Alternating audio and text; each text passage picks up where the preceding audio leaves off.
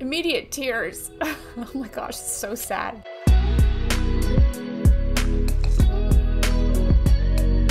Hey, it's Megan. Welcome or welcome back. It's so good to see you. I'm a professional writer and writing coach. Today I'm reacting to a song by Billie Eilish. I think she wrote this actually with her brother Phineas. I don't know a whole lot about Billie Eilish. In fact, I thought she was English for the longest time, and she's not, so oopsie. Nevertheless, we're going to learn all about her today and see what we can glean from her writing in this song. Let me pull it up. Hey Siri, play What Was I Made For by Billie Eilish on Spotify. Okay, here we go. Wow. We just start the song with a sigh. It's literally like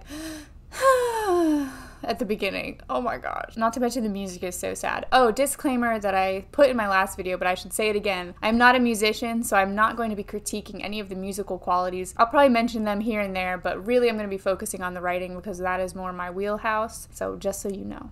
Okay. I used to float, now I just fall down. I used to know, but I'm not sure now what I was made for. What was I made for? Immediate tears. Oh my gosh, it's so sad. Okay, I used to float. Now I just fall down. I used to know, but I'm not sure now what I was made for. What was I made for? So she starts right off the bat with these opposites, right? I used to float, now I fall. I used to know, now I'm not sure. So she's really giving us kind of her backstory all in these couple of lines, where she used to be, what her character used to be like, and where she's at now. Obviously the music really helps to bring out that tone of sadness and despair. But even the words, if you just read them by themselves, still have that sad tone, that heavy tone. Bringing that phrase, what I was made for, and then turning it into a question, what was I made for, is really interesting too. I used to know what I was made for. Now I'm asking the question, what was I made for? It's a very big existential question, Billie and Phineas. So let's see what they come up with. I was an ideal, looked so alive. Turns out I'm not real, just something you paid for. What was I made for? So I think one question that comes to my mind, ironically, is what was this song made for? And I think it was written for the Barbie movie, if I'm not mistaken. I know it's in the Barbie movie, and I'm assuming it was written specifically for that movie. So that has to kind of color our understanding of the lyrics a little bit, because it could be that she's writing from sort of that character's point of view versus being more autobiographical, but it could also have autobiographical elements in it. I don't know. We'll have to listen to more of it and find out. Taking a drive, I was an ideal, looked so alive, turns out I'm not real. So there we have ideal and real as that nice rhyme. Taking a drive, I'm still pondering in my head what that's referring to, but I was an ideal is really quite something to say. I looked alive, but it turns out I wasn't real. And the way that she wrote this, it seems like she's even thinking that she looked so alive. She was an ideal. You almost think if somebody's being idealized, it's from other people. But this almost sounds like she was idealizing herself as well. I was an ideal. I looked so alive. It turns out I'm not real. The way she says, turns out I'm not real, it's almost like she's discovering that herself as well, which I find interesting. So it's not just that other people are saying this about her, but maybe that she's also coming to that conclusion herself. Just something you paid for is disturbing and sad.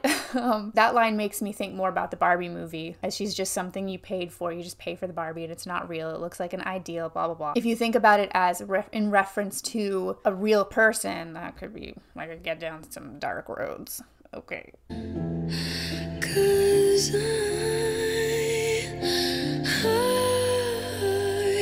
I don't know how to feel, but I wanna try.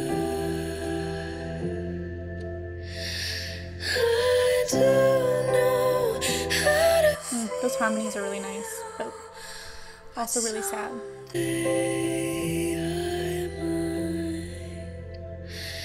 Someday I might. Okay, I find that interesting that the song starts out in a really low place. Like, I used to float, now I just fall down. I used to know, now I'm not sure. She's asking questions, what was I made for? I was this, I was that. Turns out I'm not real. What was I made for? She's repeating that question. But this part's interesting to me because she brings in a little bit of hopefulness. Maybe. I don't know. I have to listen to the rest of it, but I don't know how to feel, but I want to try. I don't know how to feel, but someday I might. Someday I might know how to feel. So I think that's kind of interesting because it infuses a little bit of hope. I think a lot of the times sad songs and sad poems and whatnot kind of just linger in those places. There's nothing wrong with that, but I kind of like that even though the song still sounds sad, she is actually bringing in some hope here. I don't know. What do you guys think? Also, in terms of the writing, if you haven't watched my Taylor Swift reaction video, definitely watch that after this, but I talk about storytelling and how she sort of sets us up with a scene, especially in her earlier songs, and then in her later songs it gets a bit more ambiguous and you have to work a little harder to figure out what she's talking about. Here I would say we don't really have any sense of a story in terms of a location, a setting, characters, etc. This is more like what you would see in a stream of consciousness type of story. So that's when writers have a character who is narrated as if they're just thinking. So it's all thoughts, it's your stream of consciousness on the page. It's very heady and there's not necessarily a lot of description. You're just in that character's head. And so that's really what we're seeing here with Billie. I used to float, now I just fall down. What was I made for? These are all like internal thoughts that she's having. So she's kind of reflecting in this song and that makes it seem more like stream of consciousness. So cool. More sighs.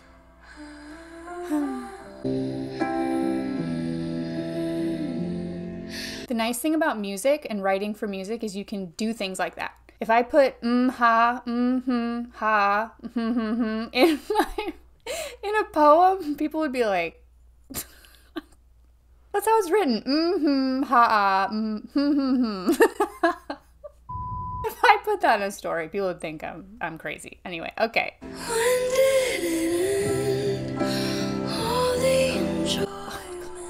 I'm sad again. That is so sad. Don't tell my boyfriend. When did it end? All the enjoyment. That is so sad. Oh, Billie. Oh, Barbie. I don't know who's the main character in this, but oh, let's hear it again. When did it end? All the enjoyment. I'm sad again. She's sad again. Don't tell my boyfriend. It's not what he's made for. That's interesting. Oh, okay. When did it end? All the enjoyment.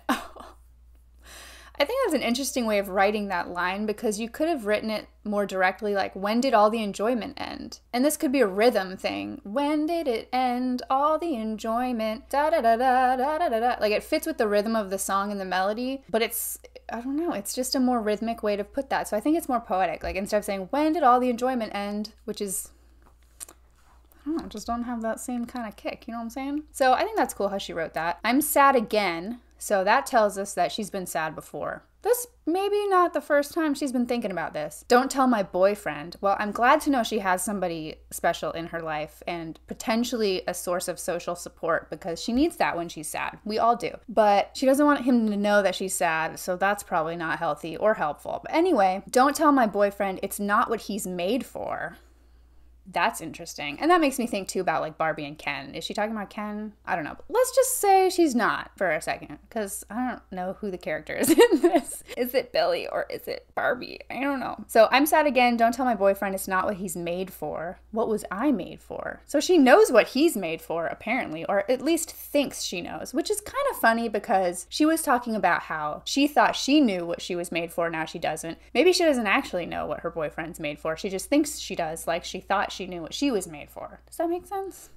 I don't know. But it's not what he's made for. So that begs the question, what is he made for? But instead of asking that, she asks again, what was I made for? So in a way she's saying, I know what he's made for, and this isn't it. He's not made for sadness and all the enjoyment ending, which I guess we could infer means that he's made for joy and he's made for enjoying things. She's obviously conflicted that it's, I know what he's made for. What was I made for? Like, dang girl, yeah. What was I made for? 'Cause That is pretty.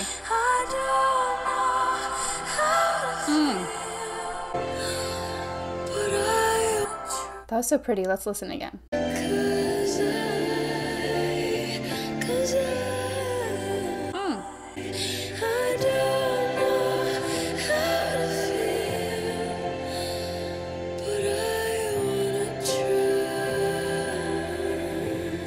I like how the first line of this song was I used to float, and this part especially feels like it's floating. And though it's sad, there is that kind of ethereal quality, and I think that really matches the lyrics, especially because it's quite a reflective song. So to have this sort of like cerebral feeling music to it. But anyway, that's about the music. So she says again, I don't know how to feel, but I want to try. I don't know how to feel, but someday I might.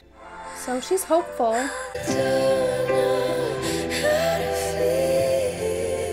Which is a lot, saying a lot.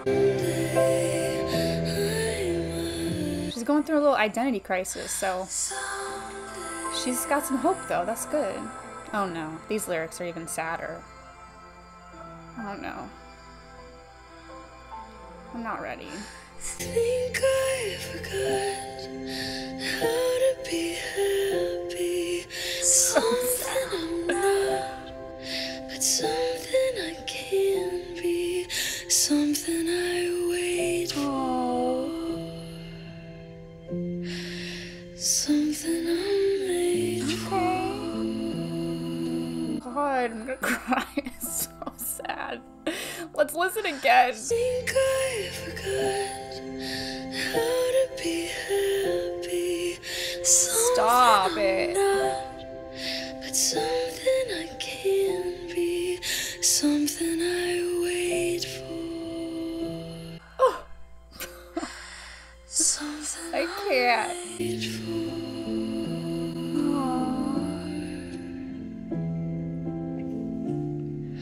Something I'm made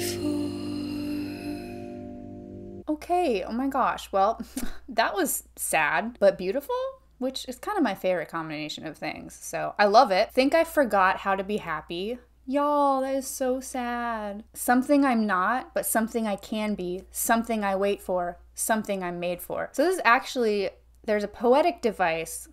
Let me look it up because I'm afraid that I'll tell you the wrong thing. I think it's Anaphora.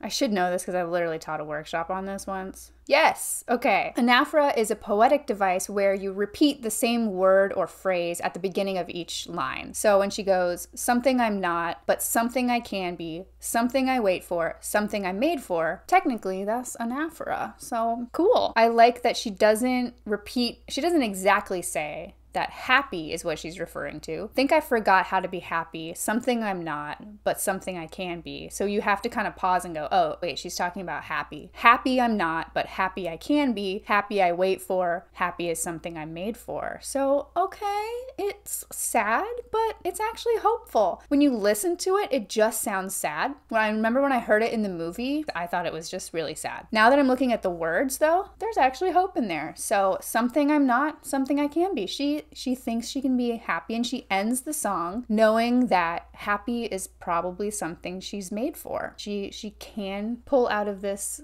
sad episode. So, oh my gosh. All right. If you liked this video, it helps my channel a ton if you can like and subscribe and leave me a comment with what song I should react to next from Billie Eilish or someone else. What song has awesome lyrics that we should analyze together? And if you have something else you thought of with this song, drop it down below. Would love to hear your thoughts. As always, take care, happy writing, and I'll see you next time. I used to float.